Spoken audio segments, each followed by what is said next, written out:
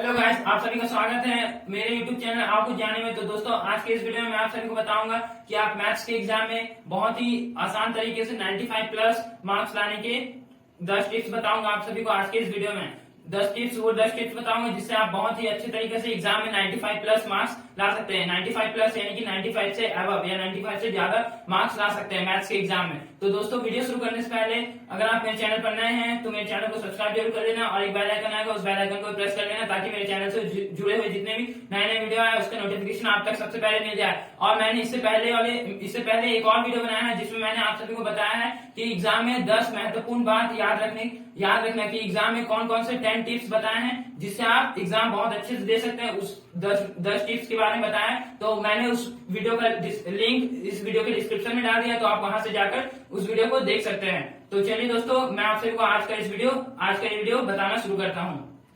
तो जैसा कि दोस्तों आप देख सकते हैं, मैंने लिखा है मैथ्स में 95 प्लस मार्क्स लाने की टिप्स। 95 प्लस मार्क्स कैसे कैसे ला सकते हैं उसके मैं 10 टिप्स बताऊंगा। तो देखिए, पहला टिप्स है कि क्वेश्चन को पूरा पढ़ना और समझना। जब भी एग्जाम में क्वेश्चन पेपर मिलता है तो क्वेश्चन पेपर और आंसर सेट मिलता है, उसके सबसे पहले आप अपना name, roll code, roll number जो भी है उसको फिल कर लीजिए। उसके बाद सबसे पहला पॉइंट आता है कि क्वेश्चन जो भी है उसको पूरा पढ़ना और उसको पूरा अच्छा से समझना। मैथ्स के एग्जाम में हम लोग बहुत बार ऐसे होते हैं कि क्वेश्चन को पूरा नहीं पढ़ते हैं और हम लोग देखते ही साथ बनाना शुरू कर देते हैं, और बाद में जब देखते हैं कि मैंने क्वेश्चन में तो इस चीज को छोड़ दिया और इस एक मिसिंग की वजह से हम लोग का आंसर चेंज हो जाता है। तो इस बात को ध्यान में रखना है। फिर सेकंड पॉइंट होता है क्वेश्चन को पीछे से सॉल्व करना शुरू करना है। यानी हम लोग बहुत बार क्या करते हैं कि क्वेश्चन हम लोग को जो स्टार्टिंग फर्स्ट नंबर क्वेश्चन है वहां से हम लोग सॉल्व करना शुरू करते हैं। यही हम लोग सबसे बड़ी गलती करते हैं, और जिसके कारण मान लीजिए एग्जाम में टाइम लैप्स हो गया, यानी टाइम खत्म हो गया, तो टाइम नहीं बचा तो और हम लोग सॉल्व भी नहीं कर पाए पूरा क्वेश्चन, तो उससे हम लोग का बहुत सारा क्वेश्चन छूट जाता है। तो इसके लिए हमेशा क्वेश्चन पेपर को पीछे सॉल्व करना चाहिए। यानी पीछे में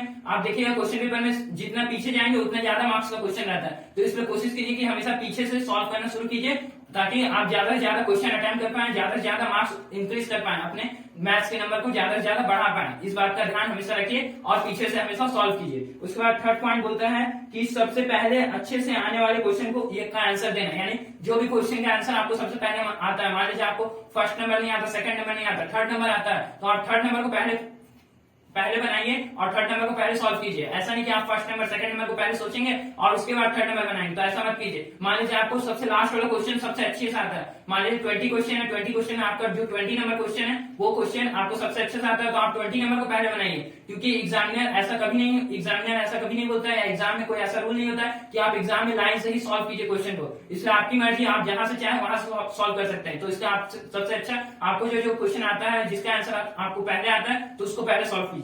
उसके बाद आता है फोर्थ पॉइंट, सभी क्वेश्चन को का आंसर देना तथा जिसके आंसर ना आए उसे जहां तक आता हो वहां तक करना। तो हम लोग क्या करते हैं, जो आंसर आता है सबसे पहले उसको कर लीजिए। उसके बाद जितना भी क्वेश्चन आंसर बचा, जिसका आपको आंसर यानी जितना भी आपका मैथ्स का जो भी सम्स बचा, जिसका आपको नहीं आता आंसर, तो आपको कुछ भी आता हो उससे रिलेटेड, मान लीजिए आपको वर्ग का क्षेत्रफल क्या है या भुजा का कुछ भी ऐसा चीज पूछ लिया, मान लीजिए मैथ का, मान लीजिए a+b का होल स्क्वायर पूछ लिया, तो आपको जो भी उससे रिलेटेड थोड़ा बहुत भी आता है उसको लिखिए। ऐसा मत कीजिए कि आपको मान लीजिए वो क्वेश्चन पूरा, वो सम आपको पूरा नहीं आता है, तो आपको जितने दूर तक आता है उतना दूर तक सॉल्व कीजिए। इससे क्या होगा, टीचर देखेगी कि क्या आप स्टेप मार्किंग किए हैं तो उसके हिसाब से टीचर आपको मार्क्स देगी। मान लीजिए 5 मार्क्स हैं और आपने आधा से ज्यादा मैथ सॉल्व किया तो आपको 3 मार्क्स जरूर मिलेगा अगर आप सही सॉल्व किए हैं तो इसके लिए भी, इससे भी आपका मार्क्स इंक्रीज हो सकता है। इसमें आपको जहां तक आता हो उसको लिखिए और जो क्वेश्चन आपको नहीं आता हो उसमें भी कुछ हद तक आप उसको सॉल्व करने की कोशिश कीजिए। उसके बाद होता है 5वां पॉइंट, रफ कैलकुलेशन पेज की साइड में करना।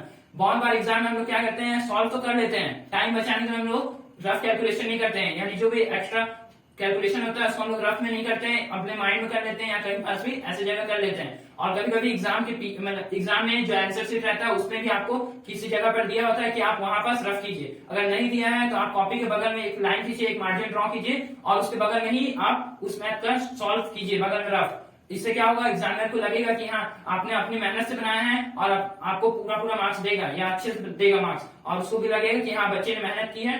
तो अगर आप ऐसा नहीं करते हैं तो इससे मान लीजिए कभी कभी एग्जामिनर को लगता है कि आपने हो सकता है किसी से नकल कर या किसी से छाप कर, चीटिंग कर आपने उसे लिखा है, आप मैथ को सॉल्व किए हैं, तो इसलिए हमें साइड में कैलकुलेशन कीजिए। इसके बाद होता है पूरा प्रोसेस फॉलो करना और इक्वल टू फॉर्मूला आंसर में क्वेश्चन में दिए गए मात्रक साइन या लिखना।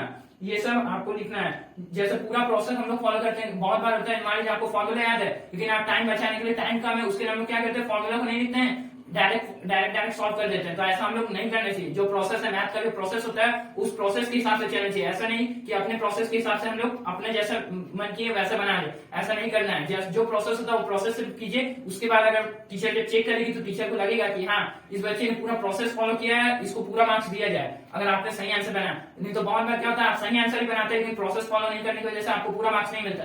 5 में से 4 मार्क्स मिलेगा, अगर आप प्रोसेस पूरा फॉलो करेंगे तो 5 में 5 मार्क्स मिलेगा। तो इस बात का भी ध्यान रखिए। और बहुत बार हम लोग क्या होता है कि आंसर मान लीजिए लिख लिए, अब क्वेश्चन में आपको सेंटीमीटर स्क्वायर है और आपको फाइंड करना है सेंटीमीटर स्क्वायर में, तो आप सेंटीमीटर स्क्वायर में नहीं किए, उसके लिए सिर्फ जो आपका आंसर है उस आंसर को लिख दें। तो पीछे में जो उसका साइन होता है, जैसे जो क्वेश्चन से रिलेटेड या जो आंसर में आपको प्रूफ करने को बोलता है उसके हिसाब से आपको आंसर में ही लिखना है। जैसे सेंटीमीटर स्क्वायर हो तो सेंटीमीटर स्क्वायर, मीटर क्यूब है तो मीटर क्यूब, लीटर है तो लीटर, जो भी चीज है उसको आपको साइन को लगाना है। साइन का भी वैल्यू होता है, अगर आप साइन नहीं लगाते तो उसमें भी आपका मार्क्स कट सकता है। इसके बाद होता है साफ साफ लिखना और ज्यादा कट ना करना। हम लोग क्या करते हैं, बहुत बार मैथ हुआ या कोई भी ऐसा सब्जेक्ट है जिसमें, खासकर मैथ में, जिसमें हम लोग क्या करते हैं, बहुत अगर मान लीजिए आपको उस मैथ नहीं आता, आप उस मैथ को बना रहे हैं और मान लीजिए बाद में पता चले कि आपको वो मैथ गलती है, तो उससे क्या होता है, बहुत ज्यादा कट हो जाता है। या फिर साफ साफ लिखने की कोशिश करना। मैथ के ऐसा सब्जेक्ट है जिसमें आप जितना ज्यादा अच्छे से लिखेंगे, जितना ज्यादा फैलाकर और जितना साफ सुथरा लिखेंगे, जितना अच्छा सजा कर लिखेंगे उतना अच्छा दिखता है। और मैथ्स में ये बात ज्यादा ध्यान रखनी चाहिए, तो इससे भी आपका मार्क्स अच्छा हो सकता है, टीचर को समझने में अच्छी परेशानी नहीं हो सकती। तो इस बात का ध्यान रखना। फिर होता है कॉपी में ब्लैक ब्लू पेन को यूज करना। मानने से बहुत कुछ एग्जाम में अलाउ होता है कि आप ब्लैक ब्लू पेन यूज कर सकते हैं, रेड पेन के लिए कोई एग्जाम में अलाउ नहीं होता है। तो ब्लैक और ब्लू पेन अगर अलाउ है तो यूज कर सकते हैं। अगर आपको नहीं पता है तो आप अपनी क्लास उस एग्जाम में जो टीचर है उस टीचर से पूछ सकते हैं कि ब्लैक ब्लू पेन यूज कर सकते हैं कि नहीं। उसके मुताबिक अगर यूज करना है तो आप ब्लैक ब्लू पेन यूज कीजिए, ज्यादा अच्छा होता है।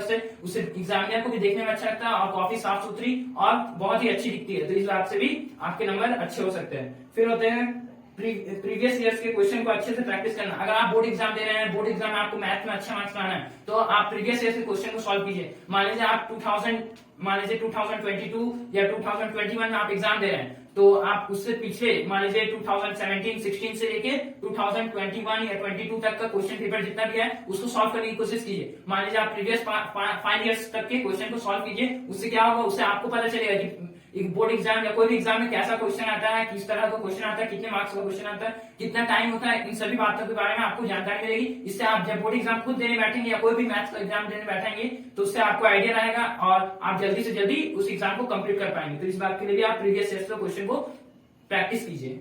उसके बाद होता है रीचेक करना। बहुत बार हम लोग क्या होता है, मैथ के एग्जाम में अगर आप अच्छे से मैथ्स को प्रैक्टिस किए हैं तो मैथ्स के एग्जाम मान लीजिए जितना भी टाइम है उससे आप जल्दी खत्म कर लेते हैं। तो रीचेक करना बहुत ही जरूरी होता है। अगर आप रीचेक नहीं किए तो हो सकता है कुछ मार्क्स आपके उसकी वजह से कट सकते हैं। मान लीजिए आप रीचेक नहीं किए और आपको कोई मैथ्स या कोई सम है जो गलत है, तो इसलिए आप अगर रीचेक करते हैं तो आपको जो भी मैथ्स रॉन्ग है उसके बारे में आपको पता चल जाए। तो इसके लिए भी आप रीचेक करिए और अपने डाउट्स जो भी है उसको क्लियर कीजिए।